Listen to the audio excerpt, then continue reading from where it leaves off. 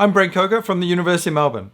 Over the past 15 years, I've been researching consumer psychology and teaching digital marketing. Over the next 18 days, I'm going to give one tip each day on stuff that's perhaps not so well known, but has a powerful effect on consumer behavior.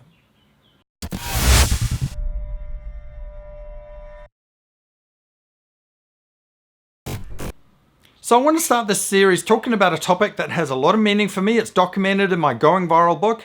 It's affinity. It's often overlooked by marketers, but it has a hugely important effect when it comes to online engagement. So what's affinity? Affinity is something that people deeply care about. It usually taps into their value system. If people don't care about the story you're trying to tell them, they won't share it. Here's an example.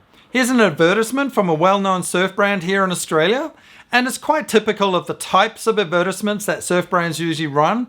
It's an image, a picture of a guy surfing in the barrel of a wave. Do you think this went viral? Do you think this got a lot of shares? Not really, right? Because although it taps into their target market's interests, it doesn't really tap into their sense of affinity. So compare that example to this advertisement posted by one of their competitors. Now, their competitors realized that their target market cared about two things in particular. The first thing was location, places where they've surfed. They noticed that their target market talked about that a lot. Beaches they've surfed at, countries they've been to, and so on. The second thing they noticed was their target market really cares about the health of the ocean.